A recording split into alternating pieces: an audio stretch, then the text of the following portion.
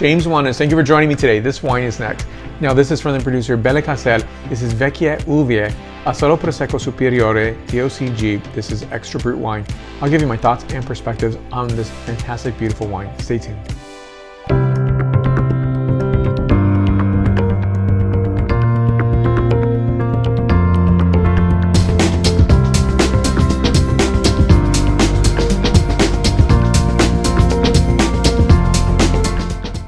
Please give a like to this video.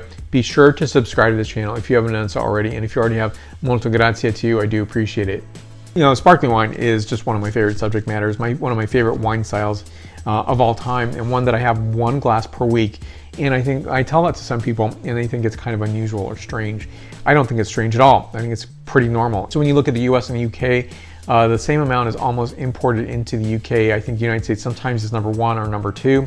And but given the population, the United States has many more people and yet drinks much less. So I love Asolo Prosecco Superiore.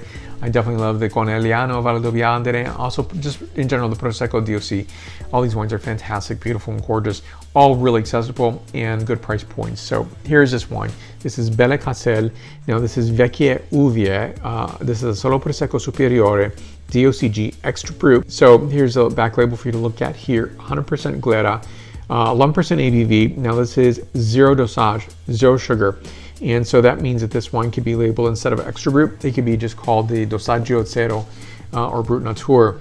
And so this is not labeled as such, and it's probably done so intentionally, right?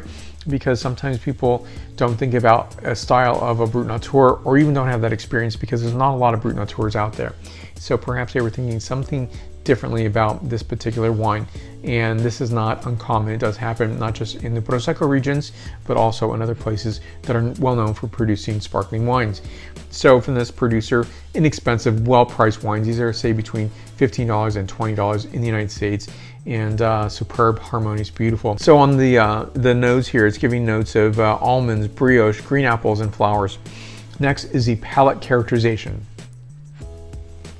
Completely dry, but very appreciable. You know, I'm not enjoying this with food right now, but it's very enjoyable on its own. I'm definitely gonna pair this with some cheeses and charcuterie because I think it's gonna pair very, very nicely. But you could do this on its own, and it's completely harmonious and beautiful. And sometimes, you know, you're not in the mood for a lot of sugar or a higher sugar content wine, a dry Prosecco wine, for example. Perhaps you really want something that's in this range. On the palate here, I'm getting notes of green apple, Asian pear notes, oyster shell, nice salinity notes. In general, I get a lot of the minerality notes from Asolo Prosecco. Not all producers, but often that's a characterization that I find in the wine glass itself. And additionally, a pine nut notation, so pignoli.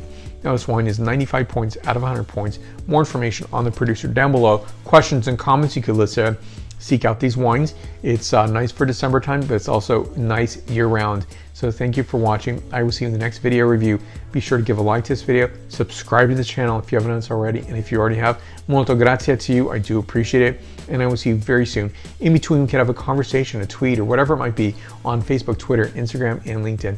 I will see you very soon, and thank you for coming by. Share this with somebody who loves Prosecco wines, because I think this is one to try. So thank you again. I will see you very soon. Salute!